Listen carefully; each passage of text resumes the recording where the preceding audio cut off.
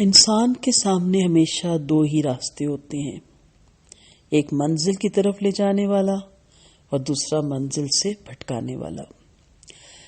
فطرت میں اگر پاکیزگی کے چراغ جل رہے ہوں تو قدم خود بخود بغیر کسی خواہش کے منزل کی طرف جانے والی شاہراہ پر اٹھ جاتے ہیں۔ اس میں کسی ترغیب کی ضرورت پڑتی ہے نہ تبلیغ کی۔ باطن کی کیفیت بدل کے رہ جاتی ہے۔ انسان کے اندر کا موسم بہار آفری ہو جاتا ہے اور بلا آخر اپنی سلیم فطرت کے باعث منزل اس کے قدموں سے لپٹ جاتی ہے۔ خیر و بھلائی کے راستے پر انہیں بہترین رہنمائی دستیاب ہوئی۔ انہوں نے دل و جان سے اپنے استاد محترم کی ہدایت کو سنا۔ انہیں دل و دماغ کے ہر گوشے میں بزد ادب و احترام سجایا۔ اپنے استاد کے ہر فرمان کو بے مثال فرما برداری سے نبھایا۔ ہر حکم کی فوری تعمیل کی۔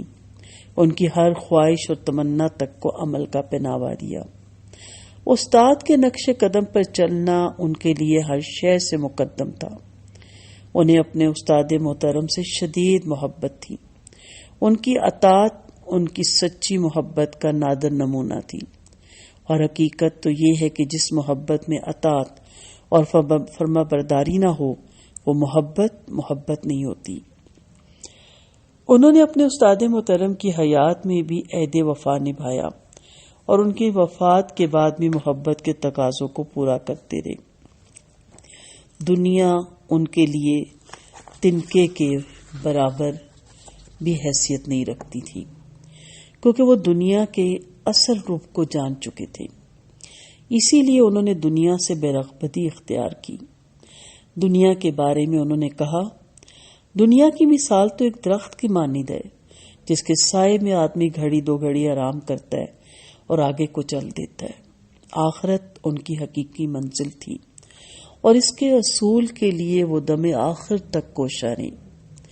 یہ بے مثال فرما بردار اپنے دور کے فقہ کون تھے؟ ان کا تعارف آج سنتے ہیں۔ حج کا موقع تھا۔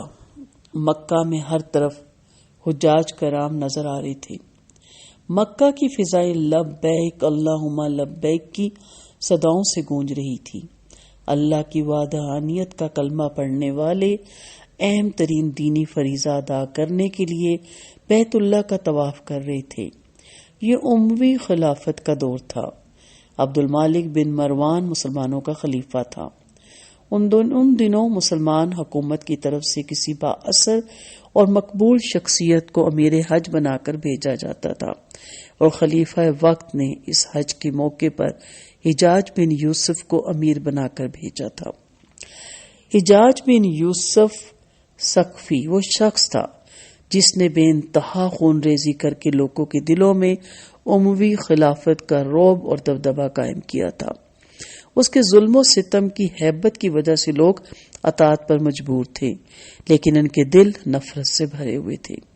امیر حج کے طور پر حجاج فخر اور غرور کی علامت بنا بیت اللہ میں موجود تھا، لیکن حیرت کی بات یہ تھی کہ اپنے چند ساتھیوں کے علاوہ اس کے پاس کوئی نہیں تھا۔ حجاج جانتا تھا کہ لوگ اسے پسند نہیں کرتے، پھر بھی اس کی دلی خواہش تھی کہ اس کے گرد لوگ اکٹھے ہوں، اس کی بات سنیں، اس سے اپنی بات کہیں، لیکن ایسا ہو نہیں پا رہا تھا۔ اسی کیفیت میں حجاج کی نظر ایک سمت میں پڑی۔ لوگوں کا ایک جمع خفیر تھا جو اس طرف ٹوٹا پڑا تھا۔ حجاج کو تعجب ہوا، وہاں ایسی کیا چیز تھی جو لوگوں کو اپنی طرف کھینچ رہی تھی؟ اس نے حیرت سے اپنے ساتھیوں سے پوچھا، اس کونے میں کیا ہے؟ لوگ کیوں دیوانوں کی طرح ادھر لپک رہے ہیں؟ حجاج کی حیرانی بھانپ کر اس کے ایک ساتھی کی لبوں پہ مسکراہٹ پھیل گئی، اور وہ جانتا تھا کہ اصل سبب کیا ہے۔ اس نے اپنی مسکراہٹ چھپا کر کہا، یہ ایک دینی حلقہ ہے، لوگ غالباً کسی دینی شخصیت کے گرد جمع ہیں۔ دینی شخصیت؟ ایسی کون سی ہستی ہے جس پر لوگ پروانوں کی طرح ٹوٹ کر گر رہے ہیں؟ حجاج کی کیفیت ابھی تک وہی تھی۔ حجاج کا وہ ساتھی دلی طور پر اس ہستی کا ہمدرد تھا اور چاہتا تھا کہ وہ حجاج کے شر سے محفوظ رہے، اس لیے وہ اس ہجوم کی اہمیت کو کم سے کم کرنے کی کوشش کر رہا تھا، لیکن اس کے ایک دوسرے شر پسند ساتھی نے جلدی سے کہا، امیر محترم، یہاں عالم اسلام کی ایک بڑی نامور ہستی موجود ہے، اس لیے لوگ آپ کو نظر انداز کر کے ان کے گرد اکٹھے ہو رہے ہیں، حالانکہ امیر حج آپ ہیں۔ حجاج اتنا بیوقوف نہیں تھا کہ اپنے ساتھی کی باتوں میں آ جاتا، لیکن اس کے دل میں حسد کی آگ بھڑک اٹھی تھی۔ حسد بھرے لہجے میں بولا، کون ہے یہ صاحب؟ انہیں کون سے سرخاب کے پر لگے ہیں؟ یہ عبداللہ بن عمر رضی اللہ عنہ ہیں۔ حجاج کے اسی ساتھی نے کہا جو دل سے عبداللہ بن عمر رضی اللہ عنہ کا عقیدت مند تھا، علم اور فضل کے لحاظ سے ایک بلند پایا صحابی، سب سے زیادہ نبی کریم صلی اللہ علیہ وسلم کا اتباع کرنے والے، نہ صرف ان کی زندگی میں بلکہ زندگی کے بعد بھی۔ اچھا، تو یہ ہیں عبداللہ بن عمر رضی اللہ عنہ؟ حجاج نے حیرت کی دنیا سے باہر نکلتے ہوئے کہا، پھر اس نے اپنے ساتھی کی طرف رخ کیا اور ترچھی نگاہوں سے اسے گھور کر کہا، اور کیا جانتے ہو تم ان کے بارے میں؟ حجاج کا وہ ساتھی لطف اور سرور کی کسی اور ہی دنیا میں پہنچ چکا تھا، بولا، ابن عمر رضی اللہ عنہ نبی کریم صلی اللہ علیہ وسلم سے بہت محبت رکھتے ہیں، اسی لیے اللہ تعالیٰ نے انہیں لوگوں کی نظروں میں مقبول اور محبوب بنا دیا ہے۔ تو یہ لوگوں میں بے انتہا مقبول ہے، حجاج نے دل ملا کر کہا۔ حسد کے شعلے مکمل طور پر اس کے دل کو اپنی گرفت میں لے چکے تھے۔ جو منظر اس کی نگاہوں کے سامنے تھا، اس نے خود اسے اپنی نظروں میں کم تر بنا دیا تھا۔ وہ حکومت کا نمائندہ تھا، امیر حج تھا، لیکن کوئی اس کو پوچھنے والا ہی نہ تھا، کوئی اس کے قریب آنا پسند نہیں کرتا تھا، جبکہ عبداللہ بن عمر رضی اللہ عنہ کے گرد لوگ مجمع بنائے ہوئے تھے۔ اس نے اپنے ایک ساتھی کو قریب بلایا اور اس کے کان میں سرگوشی کی، سنو، اس آدمی کو دیکھ رہے ہو؟ کون سا آدمی امیر محترم؟ اس کا ساتھی مؤدب لہجے میں بولا، عبداللہ بن عمر رضی اللہ عنہ، جس کے گرد لوگوں کا ہجوم ہے۔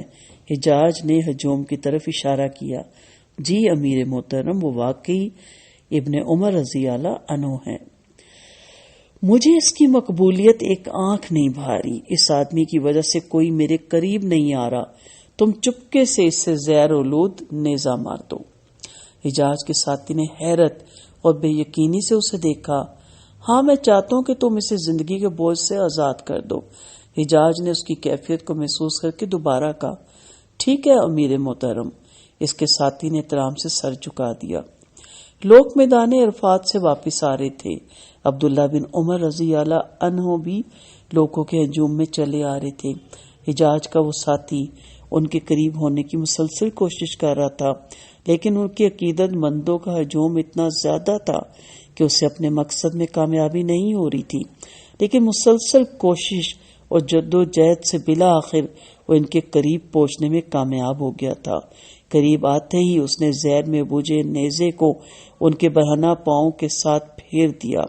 یہ زہر اتنا طاقتور تھا کہ جسم کے قریب آتے ہی اثر کر جاتا تھا۔ نیزہ تو پھر ابن عمر رضی اللہ عنہ کے پاؤں سے مس ہوا تھا۔ اس کے نتیجے میں وہ شدید بیمار ہو گئی۔ حجاج اپنے ساتھی کی کامیابی پہ بہت خوش ہوا۔ اسے یقین تھا کہ عبداللہ بن عمر رضی اللہ عنہ اب نہیں بچیں گے۔ بیماری کی اسی کیفیت میں چند دنوں کے بعد حجاج آپ کی تیمارداری کے لیے آیا۔ باتوں باتوں میں اس نے ابن عمر رضی اللہ عنہ سے پوچھا، ابو عبد الرحمن، تجھے کس نے زہر آلودہ کر دیا؟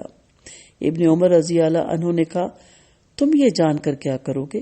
حجاج نے جواب دیا، اگر میں اس کو قتل نہ کر دوں تو اللہ مجھے ہلاک کر دے۔ ابن عمر رضی اللہ عنہ نے کہا، میرے خیال میں تم ایسا ہرگز نہیں کرو گے، کیونکہ جس نے مجھے نیزہ مارا اس کو تو نے ہی تو حکم دیا تھا۔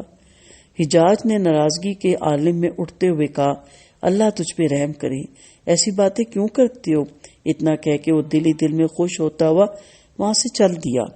عبداللہ بن عمر رضی اللہ عنہ خلیفہ دوم امیر المومنین عمر بن خطاب کے صاحبزادے تھے۔ آپ کے والد عمر بن خطاب رضی اللہ عنہ کے بارے میں نبی کریم صلی اللہ علیہ وسلم نے فرمایا، اگر میرے بعد نبوت کا سلسلہ ختم نہ ہو چکا ہوتا تو عمر نبی بن کر مبعوث ہوتے۔ ایک اور موقع پر آپ صلی اللہ علیہ وسلم نے فرمایا، میں دیکھتا ہوں کہ شیطان صفت انسان اور جن عمر رضی اللہ عنہ کو دیکھ کر بھاگتے ہیں۔ اسی طرح کی ایک اور روایت ابن عسکر نے سیدہ عائشہ رضی اللہ عنہا سے روایت کی کہ نبی کریم صلی اللہ علیہ وسلم کا ارشاد مبارک ہے، اے عمر، بے شک شیطان تجھ سے ڈرتا ہے۔ رسول اللہ صلی اللہ علیہ وسلم جانتے تھے کہ آپ مضبوط شخصیت کے مالک ہیں۔ ثابت قدمی اور آئینی عزم آپ کی ذات کے اہم ترین اوصاف تھے۔ مکہ کے معاشرے میں آپ کا بڑا مقام تھا، شاید اسی لیے آپ صلی اللہ علیہ وسلم نے اللہ تعالیٰ سے دعا کی، اے اللہ، اسلام کی سربلندی کے لیے عمر بن خطاب یا عمرو بن ہشام میں سے کسی ایک کو چن لے۔ عمر بن خطاب رضی اللہ عنہ وہ واحد آدمی تھے جنہوں نے دوسروں کی طرح چھپ کر ہجرت نہیں کی۔ ہجرت کرتے وقت تلوار کو لٹکائے ہوئے تھے اور اس موقع پر وہاں سے باقاعدہ اعلان اور چیلنج کر کے لوگوں کی نظروں کے سامنے سے نکلے تھے۔ عمر بن خطاب جو ہیں وہ واحد آدمی تھے جنہوں نے چھپ کر ہجرت نہیں کی تھی۔ عبداللہ بن عمر رضی اللہ عنہ کی پیدائش نبوت کے 3 سال ہوئی۔ آپ کی پیدائش کے وقت دین اسلام ابتدائی مراحل میں تھا۔ قریش مکہ نبی کریم صلی اللہ علیہ وسلم کی زبردست مخالفت کر رہے تھے، حتیٰ کہ آپ کے والد عمر بن خطاب رضی اللہ عنہ کو بھی دعوت حق کے زبردست مخالف تھے، اور ان کا بھی عام لوگوں کی طرح یہی خیال تھا کہ نئی دین کو قبول کرنے سے وہ معاشرے میں اپنا مقام کھو بیٹھیں گے، کیونکہ دین اسلام نے لوگوں کے درمیان برابری کی رسم ڈال کر آقا اور غلام کا فرق مٹا دیا تھا۔ ان کا تعلق ایک معزز اور اعلیٰ خاندان سے تھا۔ جنگوں کے دوران دشمن کے ساتھ مذاکرات میں ان کو سفیر مقرر کیا جاتا تھا۔ امن کے دنوں میں بھی وہ فخر اور وقار کی علامت ہوتے تھے۔ جب کفار مکہ کو یہ احساس ہوا کہ حق کی دعوت تیزی سے پھیل رہی ہے، مسلمانوں کی تعداد میں اضافہ ہوتا جا رہا ہے اور نیا دین معاشرے میں اپنی جڑیں پکڑ رہا ہے، تو انہیں خیال آیا کہ اس مسئلے کا حل اب محمد صلی اللہ علیہ وسلم کو نعوذ باللہ قتل کرنے کے سوا کچھ بھی نہیں۔ چنانچہ یہ ذمہ داری عمر بن خطاب رضی اللہ عنہ کو سونپ دی گئی۔ وہ تلوار ہاتھ میں پکڑے قتل کے ارادے سے نکلے تو راستے میں کسی آدمی سے انہیں اپنی بہن اور ان کے شوہر کے قبول اسلام کا علم ہوا۔ غصے میں بھرے ہوئے ان کے ہاں پہنچے، لیکن مار پیٹ کے باوجود ان لوگوں نے دین حق کو چھوڑنے سے انکار کر دیا۔ عمر بن خطاب رضی اللہ عنہ نے کہا، اچھا لاؤ، جو کچھ تم پڑھ رہے تھے میں بھی تو دیکھوں۔ ان کی بہن فاطمہ رضی اللہ عنہا نے کہا، تم ناپاک ہو۔ چنانچہ عمر رضی اللہ عنہ نے غسل کیا۔ بعد ازاں ان کی بہن نے وہ اوراق ان کے حوالے کر دیے، ان پر سورت طٰہٰ لکھی ہوئی تھی۔ عمر بن خطاب رضی اللہ عنہ نے جب ان کو پڑھا تو چہرے کی رنگت بدل گئی، تعجب کے آثار نمایاں ہونے لگے۔ انہوں نے اس سے قبل ایسا کلام کبھی نہیں سنا تھا۔ ان کا دل کہہ رہا تھا کہ یہ کسی آدمی کا کلام نہیں ہو سکتا۔ پھر پوچھا، مجھے محمد صلی اللہ علیہ وسلم کہاں مل سکتے ہیں؟ انہوں نے کہا، وہ صفا پہاڑی کے زیری حصے میں ہوں گے۔ یوں ہدایت کی کرنوں نے سیدنا عمر رضی اللہ عنہ کے دل میں گھر کر لیا اور انہوں نے دین حق کو قبول کر لیا۔ اسلام قبول کرنے کے بعد بعض صحابہ نے انہیں مشورہ دیا کہ وہ اپنا اسلام قبول کرنے کا عمل خفیہ رکھیں۔ عمر رضی اللہ عنہ نے جواب دیا، اللہ کی قسم، میں اسلام کا اظہار بھی ایسی اعلان کروں گا جس طرح میں کفر کا برملا اظہار کیا کرتا تھا۔ عبداللہ رضی اللہ عنہ مکہ کی دلیر شخصیت اور اولو العزم ہستی عمر فاروق رضی اللہ عنہ کے صاحبزادے تھے۔ نبوت کے 13ویں سال عمر فاروق رضی اللہ عنہ نے اپنے اہل و عیال کے ساتھ مدینہ منورہ کی طرف ہجرت کی تو عبداللہ رضی اللہ عنہ بھی اپنے والد گرامی کے ساتھ مدینہ منورہ پہنچ گئے۔ اس وقت آپ کی عمر تقریباً 10 برس تھی۔ عبداللہ بن عمر رضی اللہ عنہ کو نبی کریم صلی اللہ علیہ وسلم سے والہانہ محبت تھی، اس لیے انہوں نے نبی کریم صلی اللہ علیہ وسلم کے حکم پر اپنا گھر بار چھوڑ دیا اور مدینہ کی طرف ہجرت کر گئے۔ آپ اپنا اکثر وقت نبی کریم صلی اللہ علیہ وسلم کی خدمت میں گزارنے کی کوشش کرتے۔ ہجرت کے بعد جب کبھی آپ مکہ تشریف لاتے تو اپنے گھر نہ ٹھہرتے۔ محمد بن زید رحمت اللہ علیہ بیان کرتے ہیں کہ عبداللہ بن عمر رضی اللہ عنہ ہجرت کے بعد مکہ میں اپنے گھر کے قریب سے گزرتے تو اپنی آنکھیں بند کر لیتے، ان مکانات کی طرف دیکھنے کی زحمت بھی نہ کرتے جن میں وہ کبھی رہا کرتے تھے۔ صحابہ کرام اکثر نبی کریم صلی اللہ علیہ وسلم کے گرد جمع رہتے، وہ سب عقیدت، محبت اور احترام میں ایک سے بڑھ کر ایک تھے، لیکن عبداللہ بن عمر رضی اللہ عنہ کی فرما برداری ان سب سے جدا اور منفرد تھی۔ اس کا سب سے اہم سبب یہ تھا کہ آپ نبی کریم صلی اللہ علیہ وسلم سے بہت زیادہ محبت کرتے تھے۔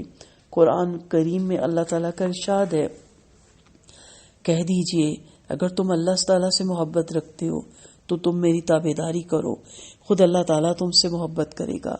سورۃ آل عمران آیت نمبر 31۔ ابن عمر رضی اللہ عنہ اللہ تعالیٰ کے اس حکم کے مفہوم کو اچھی طرح سمجھتے تھے۔ اس محبت کے نتیجے میں آپ نبی کریم صلی اللہ علیہ وسلم کی بے مثال فرما برداری کرتے تھے۔ آپ ہر وہ کام کرتے تھے جو رسول اللہ صلی اللہ علیہ وسلم نے کیا تھا، ہر حکم کی فوری تعمیل کرتے، اور جن چیزوں سے آپ صلی اللہ علیہ وسلم نے روکا ان سے باز رہتے تھے، یہاں تک کہ راہ چلتے ہوئے بھی آپ صلی اللہ علیہ وسلم کے نقش قدم پہ چلنے کی کوشش کرتے تھے۔ وہاں بیٹھتے جہاں نبی کریم صلی اللہ علیہ وسلم بیٹھ چکے ہوتے، وہاں دعا کرتے جہاں آپ صلی اللہ علیہ وسلم نے دعا کی ہوتی۔ اگر آپ صلی اللہ علیہ وسلم نے کسی مقام پر بیٹھ کر دعا کی ہوتی تو وہاں بیٹھ کر دعا کرتے، اور اگر کھڑے ہو کر دعا فرمائی ہوتی تو کھڑے ہو کر دعا فرماتے۔ اگر ابن عمر رضی اللہ عنہ کو پتہ چل جاتا کہ آپ صلی اللہ علیہ وسلم کسی درخت کے نیچے تشریف فرما رہے ہیں تو ان کی یہ خواہش ہوتی کہ وہ بھی اس درخت کے نیچے کچھ دیر بیٹھ جائیں۔ اس قدر وہ اطاعت رسول میں جتے رہتے تھے، اس قدر وہ آپ صلی اللہ علیہ وسلم کے نقش قدم پہ چلتے تھے، اس قدر انہیں شوق اور ذوق تھا کہ وہ نبی کریم صلی اللہ علیہ وسلم کی سنتوں کو فالو کریں۔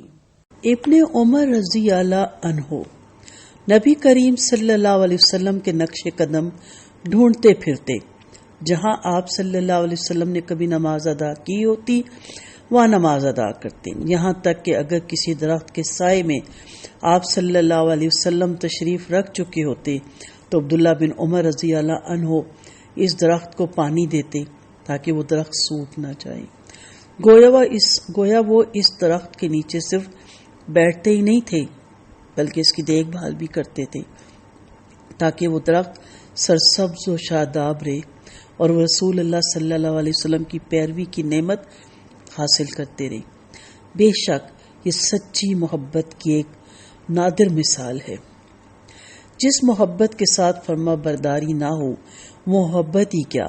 ابن عمر رضی اللہ عنہ کی فرما برداری کا یہ عالم تھا کہ آپ صلی اللہ علیہ وسلم نے کہیں صرف خواہش کا اظہار کیا، حکم نہیں دیا، تب بھی عبداللہ رضی اللہ عنہ آپ صلی اللہ علیہ وسلم کی اس خواہش پر پابندی سے عمل کرتے۔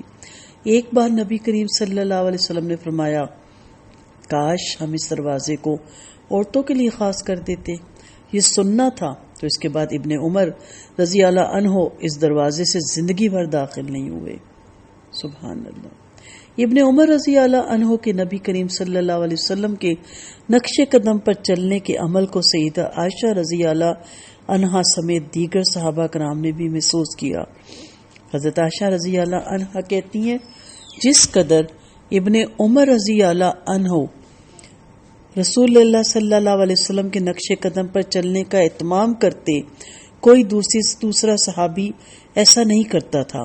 اگر آپ صلی اللہ علیہ وسلم کسی جگہ سے گزرے ہوں اور آپ صلی اللہ علیہ وسلم نے وہاں بغیر کسی ارادے کے اپنی اونٹنی کی رسی کھینچ لی، جس کے نتیجے میں اونٹنی نے 1-2 چکر کاٹے، تو ابن عمر رضی اللہ عنہ اس مقام پر اپنی اونٹنی کے ساتھ یہ عمل دہراتے۔ عبداللہ بن عمر رضی اللہ عنہ نے نبی کریم صلی اللہ علیہ وسلم کی پوری زندگی میں عہد وفا نبھایا اور آپ صلی اللہ علیہ وسلم کی وفات کے بعد بھی محبت کے تقاضوں کو پورا کرتے رہے۔ ان کے سامنے جب نبی کریم صلی اللہ علیہ وسلم کا ذکر آتا تو ان کی آنکھیں بھیگ جاتی۔ ان کی شدید خواہش ہوتی تھی کہ آپ صلی اللہ علیہ وسلم کی طرف سے کوئی ایسی بات منسوب نہ کی جائے جو آپ صلی اللہ علیہ وسلم نے نہ کہی ہو، یا بات میں کسی کمی بیشی کا ارتکاب نہ ہو۔ ان کے ہم عصر صحابہ کرام کہا کرتے تھے، اے اللہ تو عبداللہ بن عمر رضی اللہ عنہ کو اس وقت تک زندہ رکھ جب تک ہماری زندگی ہے، تاکہ ہم ان کی پیروی کرتے رہیں، کیونکہ ان سے بڑھ کر نبی کریم صلی اللہ علیہ وسلم اور صحابہ کرام کے نقش قدم پر چلنے والے ہمارے علم میں کوئی نہیں۔ عبداللہ بن عمر رضی اللہ عنہ دنیا اور اس کے لذتوں سے دور رہتے تھے۔ ایک دفعہ امیر المومنین سیدنا عثمان بن عفان رضی اللہ عنہ نے عبداللہ بن عمر رضی اللہ عنہ کو قاضی بننے کی پیشکش کی اور کہا، آپ لوگوں کے درمیان فیصلے کیا کریں۔ ابن عمر رضی اللہ عنہ نے جواب دیا، لوگوں کے درمیان کی بات کو چھوڑو، میں تو 2 آدمیوں میں بھی فیصلہ نہیں کروں گا اور نہ ہی 2 آدمیوں کی امامت کروں گا۔ سیدنا عثمان رضی اللہ عنہ نے کہا، آپ میری نافرمانی کر رہے ہیں۔ عبداللہ بن عمر رضی اللہ عنہ نے کہا، نہیں، ایسی بات نہیں، بلکہ مجھ تک یہ بات پہنچی کہ قاضی 3 طرح کے ہوتے ہیں۔ ایک، جس نے لا علمی میں فیصلہ کیا وہ جہنم میں داخل ہو گیا۔ دوسرا، جس نے زیادتی کی اور خواہشات کے مطابق فیصلہ کیا وہ بھی جہنم میں داخل ہو گیا۔ تیسرا، جس نے کوشش کر کے درست فیصلہ کیا وہ ضرورت کے تقاضوں کو پورا کرنے والا ہو گیا، اسے اجر ملے گا، نہ اس پر کوئی گناہ کا بوجھ ہوگا۔ سیدنا عثمان رضی اللہ عنہ نے فرمایا، لیکن آپ کے والد تو فیصلے کیا کرتے تھے۔ عبداللہ بن عمر رضی اللہ عنہ نے فرمایا، میرے والد اگر فیصلے کیا کرتے تھے تو کسی مسئلے میں پیچیدگی آنے کی صورت میں نبی کریم صلی اللہ علیہ وسلم سے پوچھتے تھے۔ اگر نبی کریم صلی اللہ علیہ وسلم بھی مشکل محسوس کرتے تو جبرائیل علیہ السلام سے دریافت کیا کرتے تھے، امیر المومنین جب کوئی مشکل درپیش آ جائے تو میں کس سے پوچھوں؟ کیا آپ نے رسول اللہ صلی اللہ علیہ وسلم سے نہیں سنا، جس نے اللہ سے پناہ مانگی اس نے حقیقی معنوں میں پناہ دینے والی ذات سے پناہ طلب کی؟ سیدنا عثمان رضی اللہ عنہ نے فرمایا، ہاں ایسی بات تو ہے۔ تب عبداللہ رضی اللہ عنہ نے کہا، پس میں اللہ سے پناہ طلب کرتا ہوں کہ آپ مجھے قاضی بنائیں۔ یہ سن کر عثمان بن عفان رضی اللہ عنہ نے ان کو قاضی بنانے کا خیال ترک کر دیا۔ اسی طرح ایک مرتبہ سیدنا علی رضی اللہ عنہ نے انہیں شام کا گورنر بننے کی دعوت دی اور کہا، اے عبد الرحمن، آپ ایسے آدمی ہیں جن کی بات شام کے لوگ مانتے ہیں، اس لیے میں آپ کو ان پر والی گورنر مقرر کرتا ہوں۔ عبداللہ بن عمر رضی اللہ عنہ نے کہا، اے امیر المومنین، میں آپ کو اللہ تعالیٰ کا واسطہ اور نبی کریم صلی اللہ علیہ وسلم کے ساتھ اپنے رشتہ داری اور تعلق کا واسطہ دے کر کہتا ہوں کہ مجھے اس کام سے بچا کے رکھیے۔ لیکن سیدنا علی رضی اللہ عنہ نے ان کی یہ درخواست رد کر دی۔ تب عبداللہ رضی اللہ عنہ نے ام المومنین سیدہ حفصہ رضی اللہ عنہ سے سفارش کروائی، لیکن سیدنا علی رضی اللہ عنہ نے پھر انکار کر دیا۔ تب عبداللہ رضی اللہ عنہ رات کی تاریکی میں مکہ چلے گئے۔ پھر لوگوں نے مکہ میں سجدے کی حالت میں یہ کہتے ہوئے سنا، اے میرے رب، تو جانتا ہے کہ میں صرف تیرے خوف کی وجہ سے قریش کے ساتھ دنیا داری میں شریک ہونا نہیں چاہتا۔ عبداللہ بن عمر رضی اللہ عنہ کو واقعی دنیا اور اس کی لذتوں سے کوئی دلچسپی نہیں تھی۔ اپنے مال میں سے جو ان کو پسند آ جاتا وہ اس کو اللہ کی راہ میں دے دیتے۔ ایک مرتبہ ان کا آزاد کردہ ایک غلام عراق سے ان کی خدمت میں حاضر ہوا۔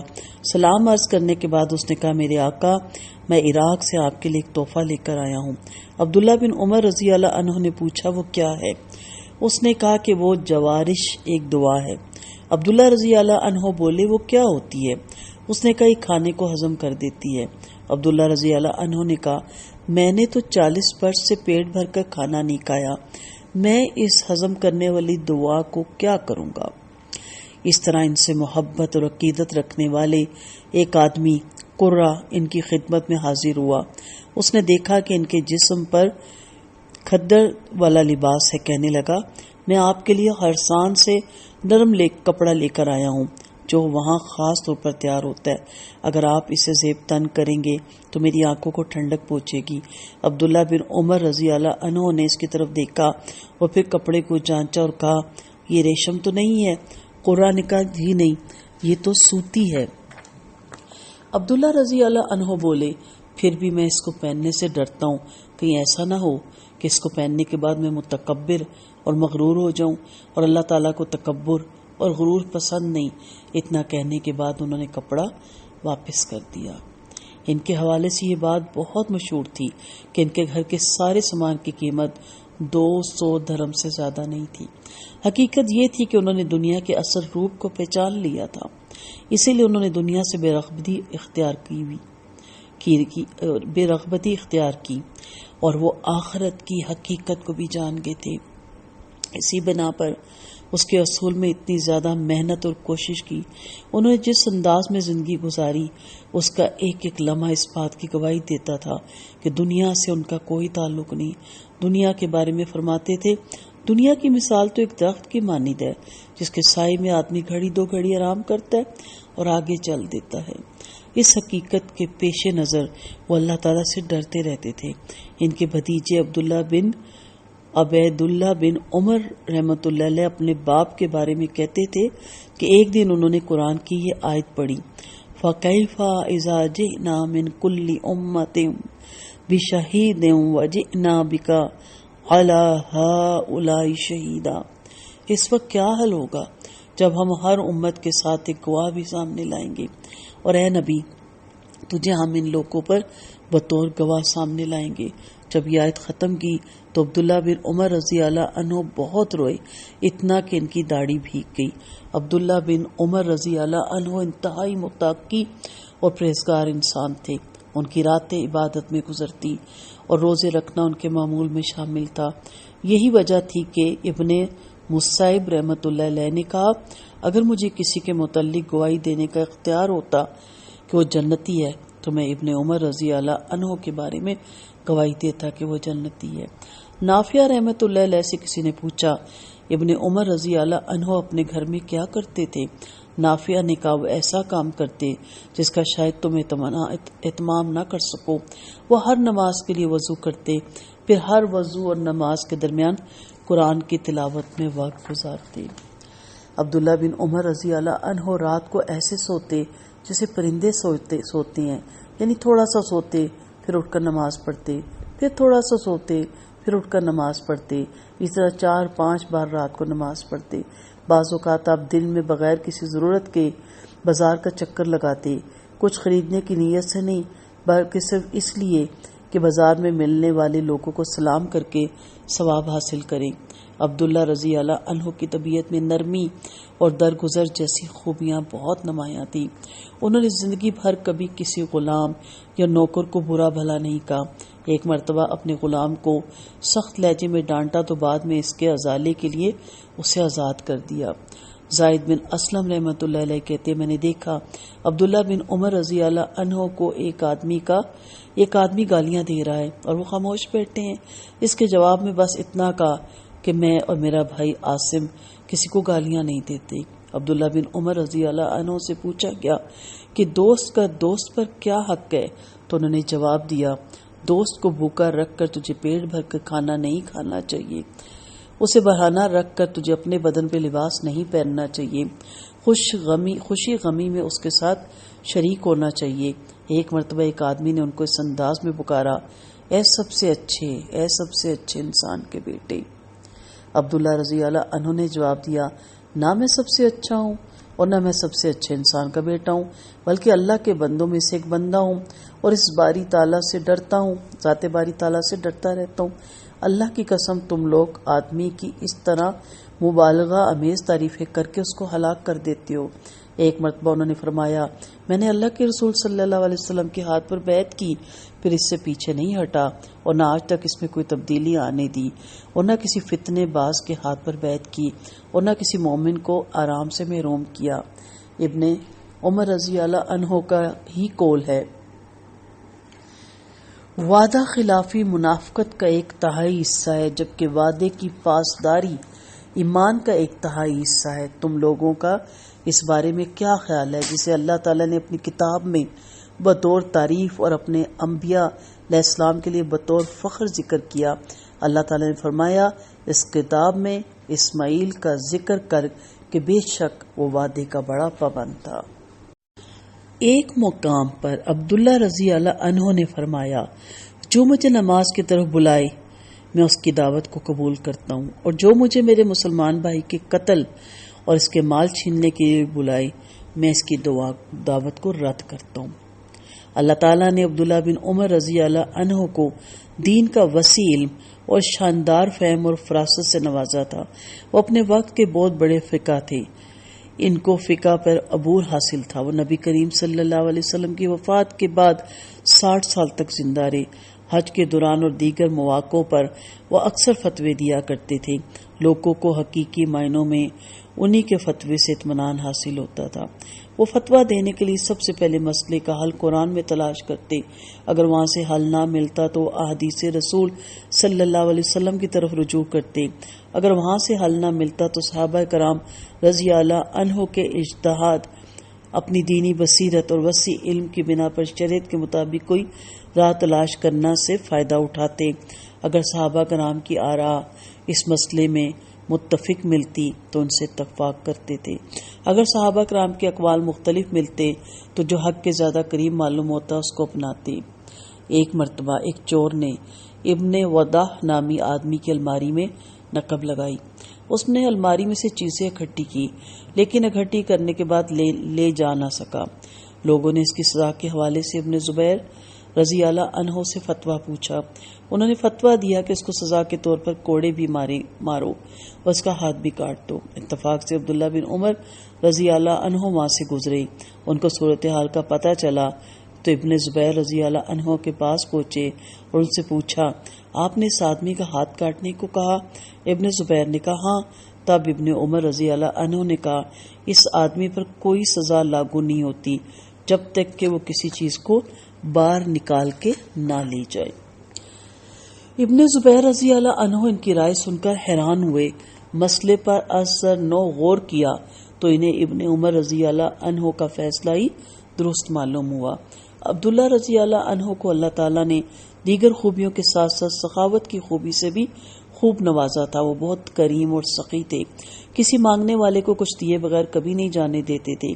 وہ اللہ کی راہ میں ہمیشہ اپنی بہترین چیز دیا کرتے تھے۔ ان کا کہنا تھا کہ اللہ تعالیٰ کی ذات بہترین ہے جو بہتر کے علاوہ کسی چیز کو قبول نہیں کرتی۔ ایک مرتبہ وہ اپنی اونٹنی پر سوار ہو کر کہیں جا رہے تھے۔ چلتے چلتے انہیں اپنی اونٹنی بہت اچھی محسوس ہونے لگی۔ انہوں نے اونٹنی کو بیٹھنے کا اشارہ کیا، اس کو بٹھا کر نافع رحمت اللہ علیہ سے کہا، اس اونٹنی سے زین اتار دو اور اس پر قربانی کا نشان لگا کر اس کو قربانی کے جانوروں میں شامل کر دو۔